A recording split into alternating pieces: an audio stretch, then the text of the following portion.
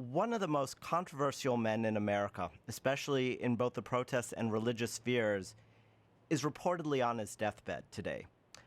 Fred Phelps Sr., who helped launch the Topeka-based Westboro Baptist Church back in the 1950s, is in the Midland Hospice House. Now, Phelps, as you recall, has probably become most famous for holding protests outside funerals of military members who have just died, which has stirred incredible anger amongst grieving families, military members, and many Americans, although there are a subset of people who believe that he was championing a just cause. To some, he was a fire starter. To others, he was a scoundrel. And to still others, he's a name that we can't quite mention on the radio. Jody, let me first ask, you certainly know about Mr. Phelps and have followed what he has done through the years. What is your impression of him and his mission? Well, Andrew, I just have to start with one of his famous slogans, and that what you saw on his signs at many funerals for LGBT members, service people, a variety of other American citizens in their hour of greatest despair and loss and grief. He would march around with signs that said, "God hates fags." And that's strong language. And I'm sorry if you have to beep that out, but that is that's the political communication. That's the cudgel he was grabbing by the handle and bludgeoning people over the head with at these various ceremonies. So we have to start with the reality of what he was saying and doing, and then ask if, given that reality, as he's on his deathbed, should we protest his funeral when his time comes and return an eye for an eye, or rather, perhaps arguably more in a more Christian spirit, which he was supposed to be representing, not take that vindictive, hateful route, and instead find a way to find some humanity in him and maybe even some possibility for redemption in him, which I think there may be, because he actually is, I can't think, a kind of Archie Bunker figure. He's a kind of face of hatred. He was so far out there that I think he became easy to, in a way, paint the face of anti-gay and lesbian LGBT hatred in his visage. And you can see in his visage, in his face, the contorted lines of hatred. And I think that may have helped the political movement over the last 10 or 15 years to have that concrete personification of just kind of hatefulness. God hates a certain group of people. So, there may be some redemption in his story, even if he hasn't really come around himself. It's actually a very interesting thought, because certainly over the last 10 years in the United States, there has been a movement, someone would call it progress, someone would call it the opposite, for the LGBT community to gain more rights, to gain more standing, to gain more ability to be open in the community. And is that because of some of the contrarian stances of people like Phelps? I think they give us a flesh and blood incarnation of a certain worldview, mentality, way of thinking about others. All right. And when he's saying at these sorrowful occasions, when our grief is the greatest, often for a countryman, a fallen soldier who's died on the battlefield for us, that God hates him, he really does provide for us a very explicit kind of icon that can help people rally, that can be a political rallying point, kind of like Bull Connors back in the old civil rights day. You think of Bull Connors with his horn out there and the dogs and the hoses, and those icons actually helped the civil rights movement.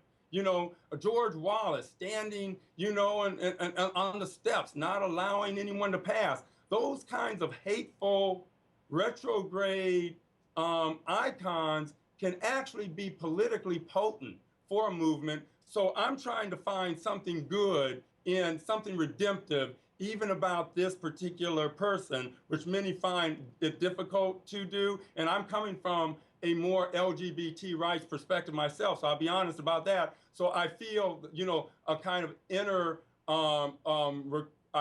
repulsion for a lot of his positions, but I'm still trying to find it in me, also as a Catholic and a Christian, and also with, to find some way to wrap my arms around him redemptively, and say that something about his life may have actually made the world a better place, despite some of his best efforts. It's relatively interesting in that one of the things that Phelps did, depending on your perspective, is show the difficult side of the First Amendment, of the necessity of freedom of speech and our ability to express it. Yes. I remember that often you hear real estate agents saying that the most important place is location, location, location. But comedians always counter that by saying timing is everything. So thinking about Phelps and thinking about freedom of speech, Yes. has it caused us ever, do we need to at some point revisit the idea of freedom of speech given timing and location? Wow, yeah, that's one of the conundrums that his case raised, and that a lot of cases like his raised, Andrew. And I'm going to give you my druthers going in the interest of full consumer disclosure. I'm kind of a flaming free speech advocate, So there are people who might see the downside of free speech more vividly than I do, and say that they disagree with my overall position. There's some in the critical race theory movement, for example, who say words can wound, and because words can wound, we need to have speech codes on campuses, etc. I don't subscribe to that philosophy, that school of thought. I'm putting my druthers up front in that way, and saying that, yes, I think that maybe his example is yet another way of seeing that free speech, even free hateful speech, can sometimes be its own undoing. Now, one thing that happened, which is interesting about Phelps, which I actually didn't know, even though this happened last August, was that apparently Westboro Church, his own church, excommunicated him. So I'm wondering about the importance of that, and if that is a step towards the church's own redemption. Wow, it's hard to divine what that excommunication meant, because he's the founder of the church. How do you get excommunicated from your own faith? I'm the one who came up with this interpretation of the faith, and I'm excommunicated. One wonders, fancifully, perhaps, that he had some kind of inner reckoning in which he came out to the church and said, I've been fighting these impulses and now I embrace them. Maybe I do belong to the LBG community. And then they, excommunicated him. I can't imagine any other reason for excommunicating the founder of the church that the excommunication is happening in the context of. But again, that's somewhat fanciful. To be more kind of serious about this, Andrew, it's tragic, that on his deathbed, this is what's happening. The excommunication, the part of his family, some of his family walked away from the church and said it's wrong to approach the LGBT community that way. We should treat them more as equals. They've been shunned and excommunicated too, and they can't even see him in the hospice on his deathbed. They won't let them come back in to see